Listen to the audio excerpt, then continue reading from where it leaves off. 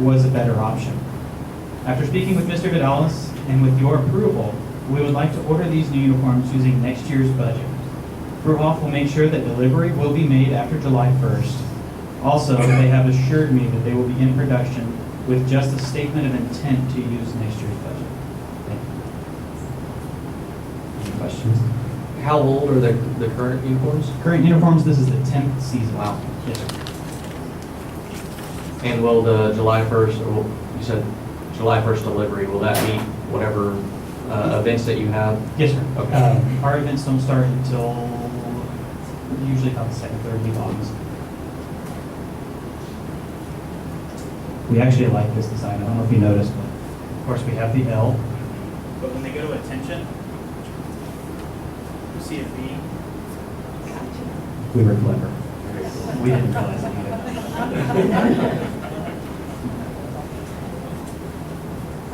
Any other questions?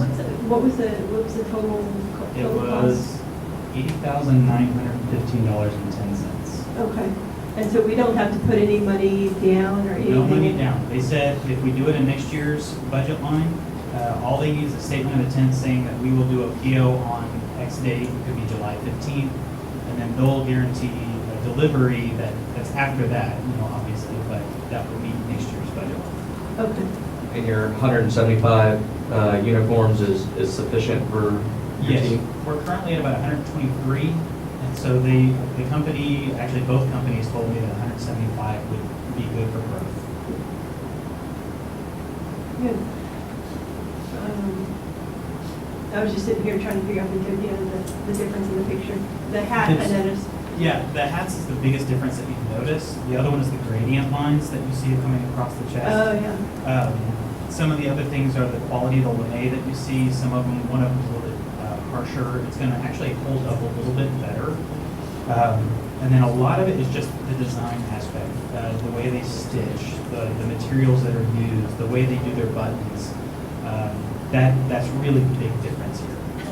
Does this include shoes too, or these kids get their own shoes? Kids get their own shoes on this. This would include the gauntlets you see here, the jacket, the bippers or the overalls. It includes the hat, and actually, believe it or not, yeah, so we can change that. Let's say if the show needed a different, we needed a splash of green, we could order some of these with our budget, and then we could get, something neat for the next show. Sorry, I just took that out. Also, it includes the plumes that are on the top. Our current plumes, I believe, are 10 inches. These are 14 inches, so it's going to give us a little bit more height as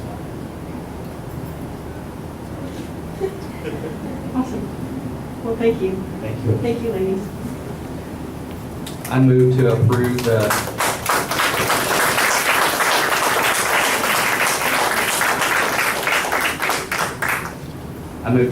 the commitment to purchase the band uniforms for the 2018-2019 school year. Any discussion? All in favor? Motion passes 6-0.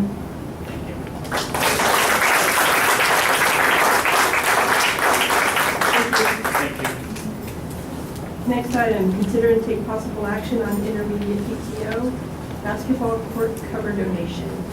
Melissa Zilla will be presenting. Good evening. My name is Melissa Dillon. I'm the PTO president for the intermediate school. We have our treasurer, Angela Farrell, here, and our secretary, Amber Cervenka. And so we've come tonight to ask y'all's approval for us to build a cover over our basketball court. So as you can see, we kind of have our bib up here. We discussed with Mr. Kales and Ms. Hanselka this summer what they would like us to do with our money that we raised with our fundraiser. And they said that they would like to do something fun for the kids. We're always, buying, we bought just this past year 16 iPads for them. And the year before that, we bought I think it was 35 Chromebooks with a Chromebook cart, and so they said, let's do something fun for the kids this year. So they came up with a cover over the basketball court. So not only will that give them some shade for when they go out to play at recess away from the hot Texas sun, but also it'll be a space that the teachers can also use as another outdoor classroom. So we did have Mr. Palomo come out and he visited with us, as well as Mr. Kales and Ms. Hanselka, and our contractor, Mr. Bike. And we kind of came up with an idea, because after we measured our basketball court, it is huge. So after we figured out that it would cost over $50,000 to cover the whole thing, we decided that's probably not a good idea. So we decided to, Mr. Wilma actually came up with a great idea to cover half of the basketball court. And so we discussed that a little bit more, and we talked about covering the back half of the basketball court, because we know we are growing, and we are probably, hopefully soon, be building a bigger school, or building onto our school, and we know that our basketball court will probably be taken up. So we decided to do the back half of the basketball court. We're going to do it on some raised pylons, so that way eventually when we do have to build out, we will not lose that cover. We will be able to, for a low cost, lift it up and move it possibly to the back of the playground. And then hopefully by that time we will have money, maybe with one of our future fundraisers, to put a concrete slab down. So it'll be another use of an outdoor classroom, another place for the kiddos to play and all that good stuff. So as y'all can see, we've got a picture of the kind of the plans. We don't have a blueprint as of yet, because that was going to cost us $2,000. So we wanted to come to y'all first and get a preliminary okay to go ahead and do it, so we didn't have to spend that $2,000 and maybe turn your head sideways and get that looked at. Oh, there we go, perfect. So as you can see, it's going to be running from side to side on that basketball court. So it's going to be a 40 by 50 cover. It's going to go up 12 inches or 12 feet on either side. The middle pitch is going to be at 17 feet. It's going to be a nice blue roof, Vernia blue, and all of the rest of the structure will be white. We're also going to have a 3-foot wall that comes down on either side, just to give those kids some more cover, because we have noticed the cover over the primary, it is tall, and only at 12 o'clock do they get shade. So this will be lower, and we will have those sidewalls, so they will get that extra cover. So not only will they have cover over the basketball court, but it's also going to shade some of the playground as well, because it'll kind of be covering that structure as well. So that is what we would like to do, and we hope that y'all will consider letting us do that. So y'all have any questions? When would y'all be looking to start construction? As soon as possible. Our 5th grade students were our top raisers at this fundraiser, and they said, it's never fair, they always do stuff and we don't get to enjoy it because we'll be in junior high. So we would love to get started as soon as possible. Well, I'll make the motion to approve the intermediate PTO basketball court cover donation. I'll second it. Any discussion? All in favor? Motion passes 6-0. Thank you very much. Thank you We very much. appreciate the donation.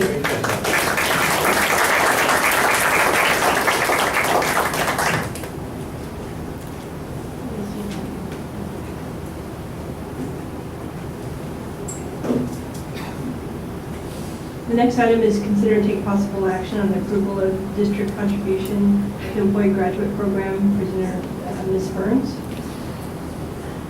Okay, so what I wanted to do is share a little bit about the possibility of hosting a graduate program out here in Vernia.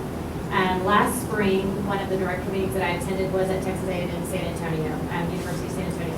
And Dr. Kearney from there was talking about different partnerships he's held with different districts, several districts in our area, but some of the larger districts in San Antonio. He talked about the possibility of hosting, and I said, would you actually host one out in Vernia that would be so convenient for our employees rather than driving to San Antonio? So he said, let's schedule a meeting. And so we did start meeting some in September, just to talk about the possibility, look at the interest that we might have with employees. But we also talked about the benefits that it would bring to our district. And those primary benefits include increasing employee retention rates, building leadership capacity within our staff, and also supporting professional growth of our employees. Steps that we've taken so far is we held an initial meeting, information session, sent out an email to all staff, anybody that wanted to attend. That was at the beginning of October. We had probably about 25 people attend, and get information. They shared some of the different programs. They shared five programs that they have traditionally done with cohorts with other districts. So after that, I sent out a commitment form just to kind of see who is truly interested and would be willing to commit to a 2-year program, and to see what our highest level of interest was, to see which programs, because for us to be able to host it out here, we would need at least 12 to 15 commit to make it worth their drive coming out here. So our highest level of interest was special education and educational leadership. With that, with the interest that we have so far, that's a total of 11. So I had 4 in educational admin and 7 in special ed. So even for us to do one of those programs, we still don't have enough to make the full cohort. And we held another meeting just to talk about, after I talked to Dr. Carney, okay, this is what we have, and he said there is a possibility of doing a blended model where they actually get a special ed, master's in special education plus the principal certification. It's kind of a blended program, still within the 2 years, and that would be an option, so we could meet the needs of all of the teachers that are interested at this point. We shared that option with some of the staff. I had another information meeting, invited everybody again, anybody who wants to come that might be interested in SPED or admin, and they actually came yesterday and met with the teachers again, and our teachers they want to do the program and they want to do it here. Some of them said, I really want just special ed. Some say, I really want ed admin. But if the only option is the blended model and it's in Vernia, I want to do it here. I would do the blended model. But we also talked about the possibility of reaching out to other districts and let their, from like Cove, Stockville, Forestville, and I have contacted the superintendents in those districts and let them know if you have any, we want to host it here.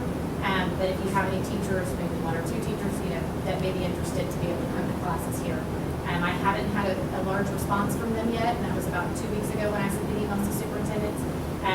But I did talk to Dr. Kearney about possibly he's going to reach out to them also and see if we really wanted to kind of decide which program we would be able to offer before sending out any information to them. So how this works is the district basically commits to providing the facility and making sure they have enough participants to make it really work. Other districts in the area that have had partnerships with Texas A&M University, San Antonio, Southwest ISD, San Antonio ISD, Northeast, Judson, East Central, Southside, South San, and Carlinville. They've all had co-pays within their district. But our next steps, and some of our employees are not ready to fully, they want to know a little bit more about the cost and want to know, what the actual, will the district be able to provide any help with that before they truly commit. So that's why I wanted to come down. Now, this wouldn't start until fall 2018, but for them to be able to know if there's a possibility of a district contribution. So just so you know, with the other districts, Southwest ISD covered 75% of the tuition cost for their cohort, and SAISD covered 100%. Know that those districts get a lot more federal money than we do, and a lot of them use their Title II funds, which is based on your percentage of low SEL students. So they have more money for federal funds. So our next steps would be determine district commitment level if we would be willing to commit, and then have another follow-up information session with our staff, and also invite other districts once we know which programs we will be offering. Dr. Kearney would invite other districts to another informational session. And then I also plan to go to the Education Foundation meeting on Thursday. I had already planted the seed with them at a prior meeting just to see if there would be maybe some scholarship funds available to our teachers for that. But I'd like to go back. I plan to bring them more information Thursday at the next meeting.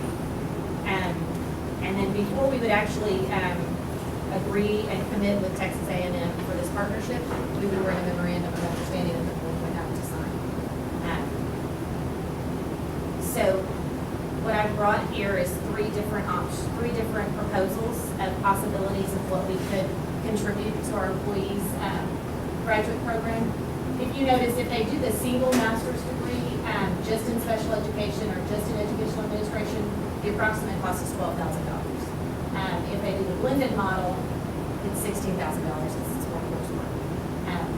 Texas A&M University of San Antonio is offering a $1,000 scholarship for each teacher for our cohort, if we include the cohort here. And so the different proposals would be, it would be for each year, so that it would be budgeted within the 2018-19 school year and the 19-20 school year for each school year that they would be attending. So the first proposal is $1,000 for each member, and then the second would be $1,500, and the third would be $2,000. And that's based on the number of members, between 12 and 15 members. I don't foresee us getting more than 15, just with the interest that we've received so far. But that might change if they know that there is truly a district. But I don't foresee going more than 15. So if you see that with the total contribution from the district would be at the very bottom of those totals. But that would be over 2 budget years that it would. So if you look at the very bottom, what we spend currently on professional development, local funds, 61,000 is, and that's local, that's district and campus level, PD funds. And then our federal funds, Title II, which is the 255, we get 44,000, and that's based on, like I said, for those the title funds based on our numbers of rows. So currently in the district, we have 89 employees with a master's degree. 54 of those are teachers, and then 35 of them are other either district level administrators, principals, and then professional support staff that are not in a teacher role. Anybody would be eligible in anybody with a bachelor's degree, or somebody even with a master's that may want a second master's would be eligible. We're not limiting it to anybody. We have 9 paraprofessional staff who have a bachelor's degree that may want to work on their master's. We wouldn't limit it to only teachers. And so this amount would be based on, it would be budgeted based with the finance committee when they meet in January, February, would determine whether would this be included in within the 60, within the 105 that we currently have, or would we need to allocate more funds in the professional development area to cover some of this? But that's a decision to be made with the finance committee and start working on the budget for next year.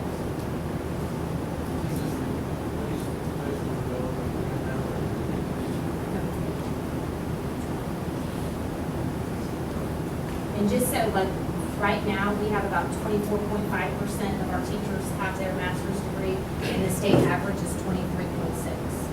So we're a little bit above the state average of teachers with master's degrees, but we still would like to offer something like this for our teachers. We're already fully utilizing the 105,000. Right. Based on our audit, we, Pretty easily.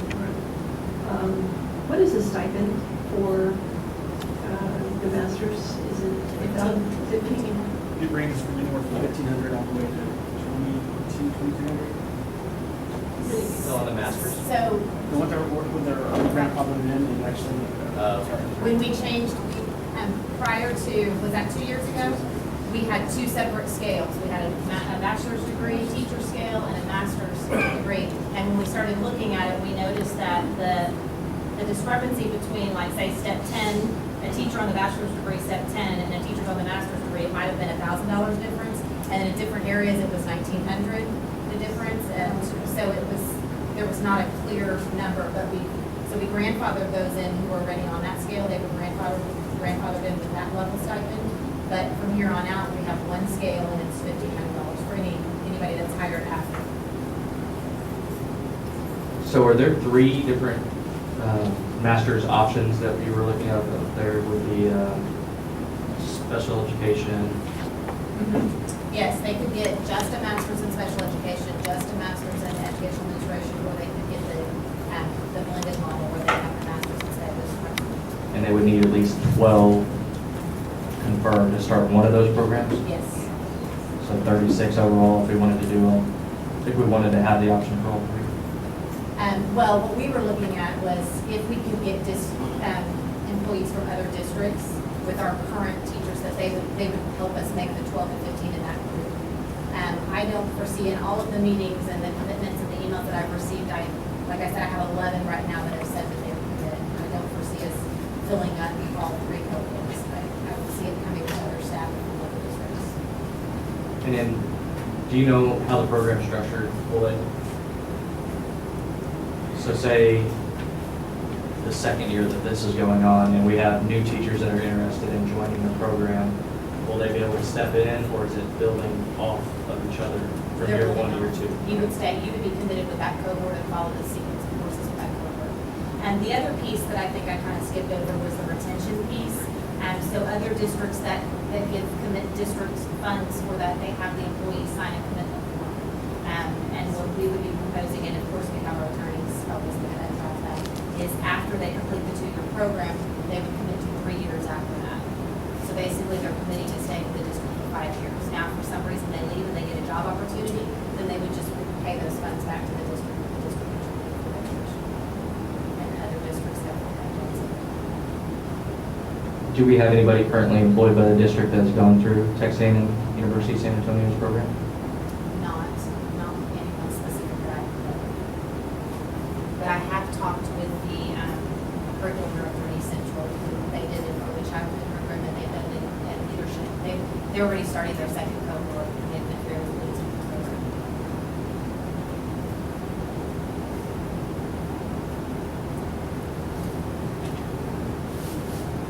I like proposal B with the 1,500, since we're already going to be committed to paying those teachers out once they receive the degree. My only reservation at this point is we have 3 options up there for programs, and I don't want the district to be on the hook for all 3 if we can't fill the programs. Can we approve the $1,500 at this point and reevaluate based on commitments to a program?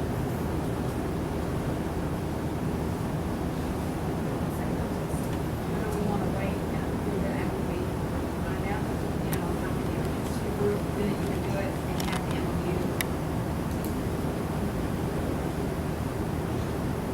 I believe on the timeline, we would put the district contribution within the MOU, and I think the timeline was around February that he wants to have the MOU.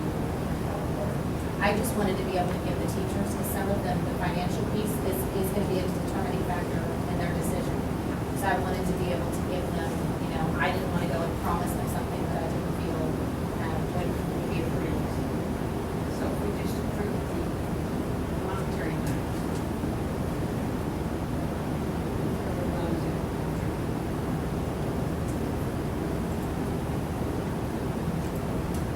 I think that's the way to do, we can do the monetary amount, how much we're going to contribute, and then make further decisions as the MOU comes together, and because it really makes a difference on getting it filled up. Maybe if we're saying we're going to do this, we can get over the hump on whatever or something. You want to take action? I'll make a motion to approve the district contribution of proposal B to an employee graduate program.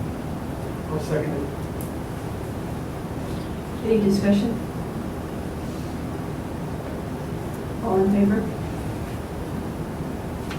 Motion passes 6-0.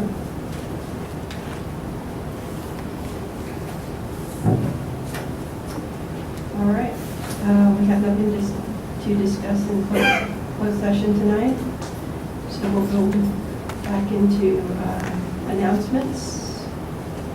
Is there any announcements? Anybody? No? All right. Board member requests for items from the superintendent. I'd like to have put on the agenda how we document in the minutes on the voting goes. We seem to have changed that in the last couple of months. Like,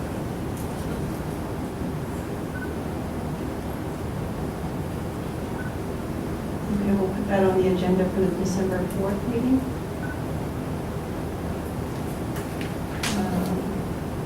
Any other requests for information? Requests for items to be added to the future board meetings. I think mine kind of goes in line with Dr. Cribbs, and I believe it's probably covered in the operating procedures of the school board. But I'd like to look at, similar to how the agenda is listed up here, to be able to discuss talking about supplying the community with that information before the meeting, so that they're aware of the details of what's going to be discussed before they arrive. So just, I guess, look to amend, what I'd like on the agenda is look to amend the school board operating procedures.